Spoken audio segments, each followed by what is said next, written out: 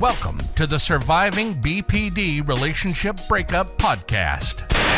If someone in your life has BPD, you know how difficult it can be, and you need to learn how to heal from those toxic relationships. And that's where this show comes in. Expert education, expert knowledge, expert insight, and delivered with compassion and empathy. With your host, counselor and trauma recovery coach, AJ Mahari.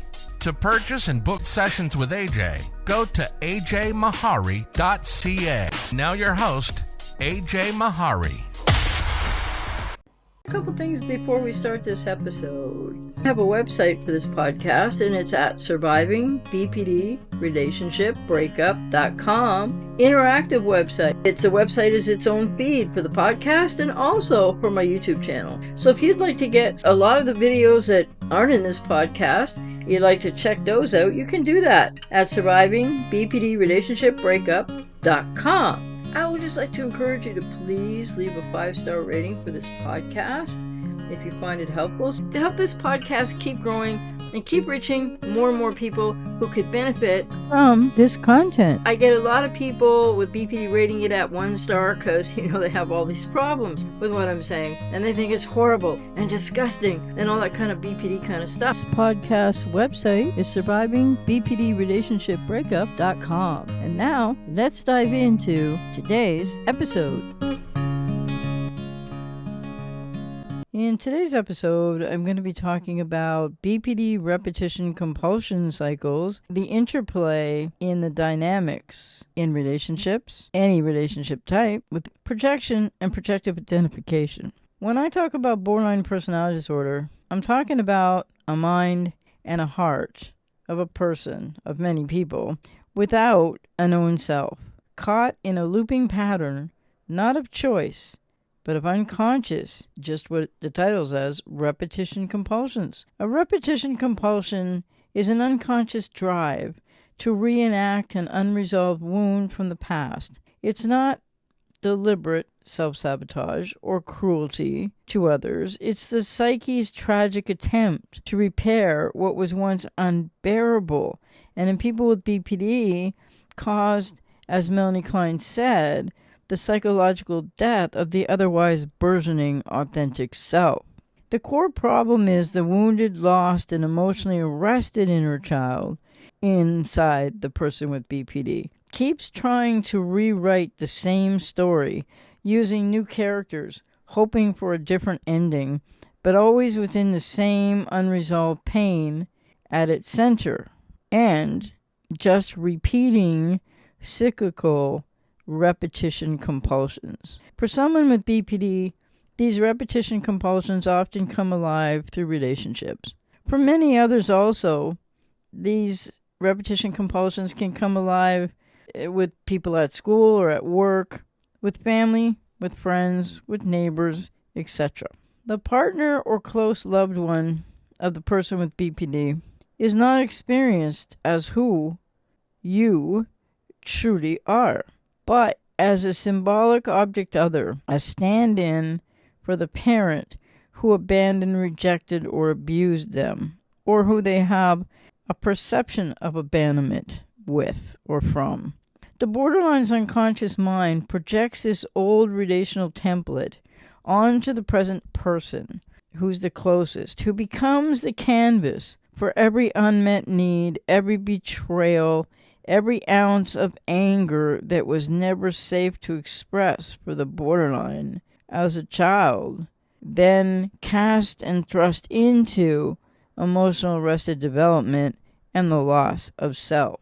When the relationship begins with the person with BPD, the partner may feel like a savior. The borderline idealizes you, merging their sense of self, such as it is, lost self, with this, quote, good object, unquote.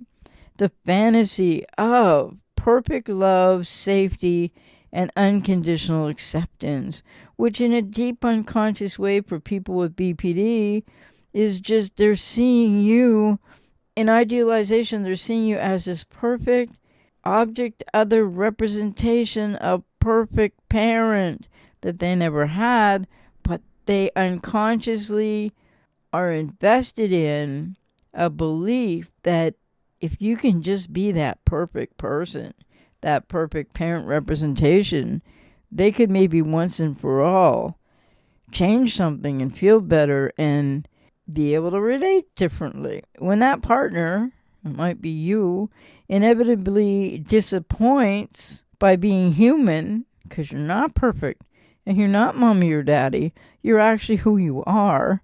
And when they start to kind of experience that in their own way, and or you assert your boundaries, then the borderline is just triggered back to all kinds of old pain.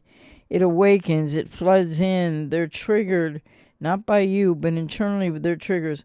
They're triggered to an incredible amount of pain that they don't have any way to figure out what it is or where it's coming from. And so again, they just assume that you're doing it to them, when that's not true.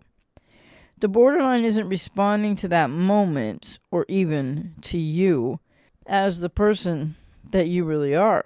They're reacting to the ghost of the past parent, the wounding parent, now revived in the partner's image as they unconsciously re-experience a partner as that object other representation of bad wounding parent, as I've said.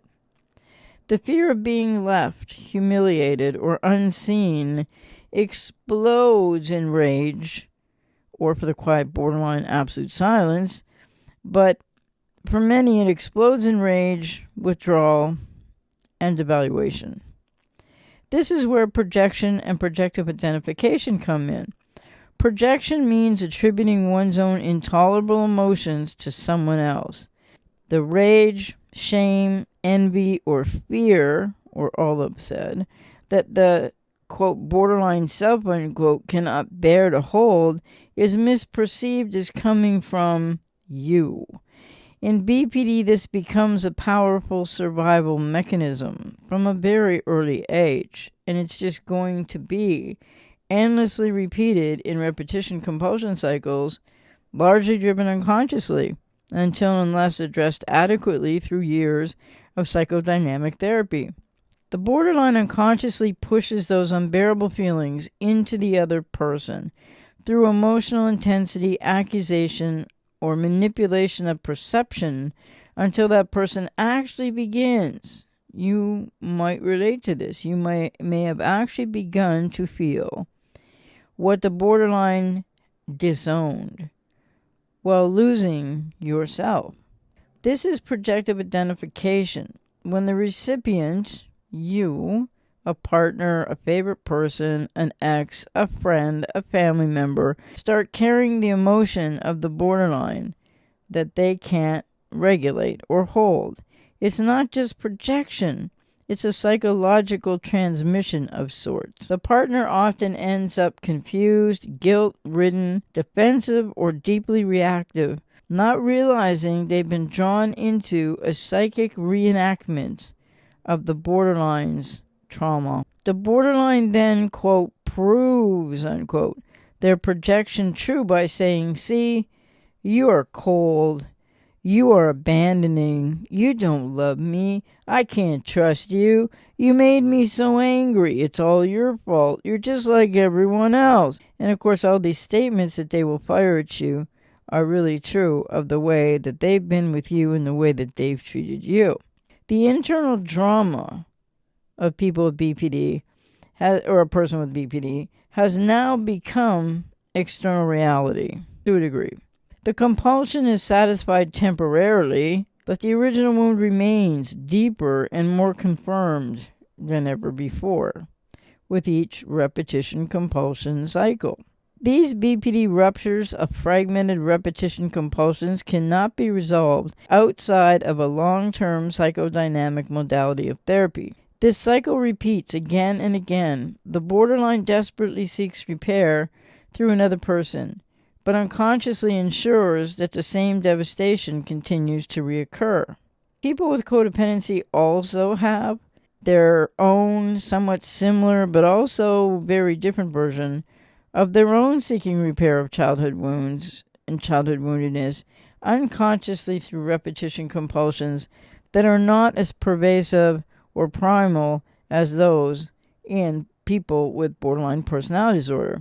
This is the core of the two-way trauma bonds that are so mistaken for love between people with BPD and people with codependency. Each repetition feels like proof that love cannot last, that others always betray, that they are unworthy or unlovable. In truth, they are not reliving love, people with BPD. They are reliving trauma. And this is also true to a degree for people with codependency, because you don't really have the love that you think you do with the borderline, because it's really the base of the trauma bond. People with BPD confuse dependent need as, quote, love, unquote. Their unconscious mind believes, if I can make it happen again, maybe this time I can control it. Maybe this time I won't be the lost to self helpless child. But each reenactment, each repetition compulsion cycle, only keeps them bound to the very pain they're unconsciously attempting in a part of self to master, but like a lost part of self. People with BPD are attempting to master their pain from, so it does not work. For the partner or loved one, this dynamic is heartbreaking, extremely confusing, and immensely painful. You are being related to not as yourself, but as an internalized parent object or parental image or image of a parent, but the bad object that once hurt them. You may try everything to prove your love, but you cannot compete with the power of an internal ghost inside the borderline until the borderline begins deep therapeutic work, again, in a psychodynamic modality, not just DBT at all, often through object relations or trauma-based types of therapy as well. They will continue to project their inner world outward, mistaking the present for the past and reliving abandonment that's long over. Understanding this doesn't mean accepting abuse or chaos. It means recognizing that what looks like punishment or rejection is often a person with BPD's desperate attempt to survive their own inner arrested development, loss of self, and fragmentation. And it's nothing that you can help them with, and it's nothing that you can change. Healing begins for people with BPD in long-term therapy, and they need to first build a container of self, and emotional awareness replaces the reenactment. It takes years of hard work and therapy for people with BPD. When the repetition compulsion is made conscious, and the individual can finally differentiate, oh, this is not my parent, this is my partner, this is now, not then. In time, with consistent therapy, building a container of authentic self, emotional regulation skills, and emotional self-awareness, the borderline can begin to internalize the soothing functions they are still demanding from others. And of course, to do that, they have to be helped in therapy to create a container of known self from which they can then begin to not only unlearn everything from their trauma, but to learn things that they didn't learn in childhood because of emotional arrested development. Then people with BPD can begin to learn how to tolerate loss, manage shame, and stop externalizing their unbelievable, painful, emotional dysregulation and torment of war within themselves, that lack of self. And when that begins, relationships can finally start to exist in the present moment instead of being haunted by the past. However, that takes time. And actually, it's not when that so much begins, really, that relationships can finally start to exist in the present moment.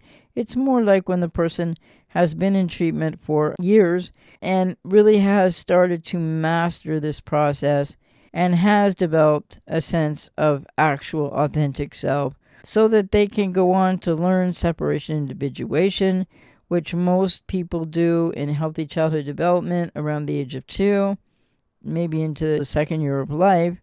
And they need to develop all of that and become an actual whole person with a known self, so that they can be helped through so much of what BPD really is, and they can learn how to become that lost self that psychologically died during arrested emotional development, which happens before or by the age of 2.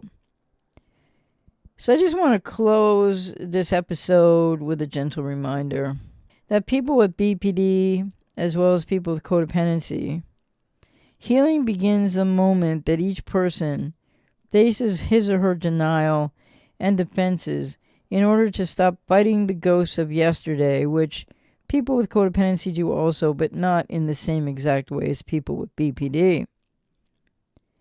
And start tending to the wounded child within and learning how to master living from an integrated self in the here and now. A here and now that for those with BPD will be consistent after considerable therapy to know authentic self, as I said. Develop object constancy, because people with BPD lack object constancy, and be able to truly see and know self so they can see and know other. It's that differentiation, again, that people with BPD have not been able to do, let alone master. And then they can really see self and other for who each truly is. And people with BPD, the best known therapeutic modality is transference-focused psychotherapy, which commonly takes at least 8 to 10 to 16 years. And so I hope you found this helpful, because borderline repetition compulsion cycles are unconscious, but there can be things about them that may in some way, people with BPD may in some way learn to manipulate and things like that. But you cannot change this process for the person with BPD. And in fact, if you have codependency as well, you will have your own unconscious repetition compulsion cycles happening as well. But please know when I say that I'm not at all saying that borderline repetition compulsion cycles and what that is and what that means and what that puts into a relationship and how that often re-traumatizes a person with BPD internally, but also externalizes that and traumatizes you. Well, I'm not saying that codependents are traumatizing the borderline in any similar way. So I've talked about, I think in my codependency podcast, but there are repetition compulsion cycles to the inner childhood woundedness of codependence as well. But make no mistake about it, it is similar, but not as deep, pervasive, or primal as the repetition compulsions within borderline personality disorder. And as always, be taking the best care of yourself you can now. You've been listening to the Surviving BPD Relationship Breakup Podcast with your host, counselor and trauma recovery coach, AJ Mahari. For more or get sessions with AJ, go to ajmahari.ca. See you next time.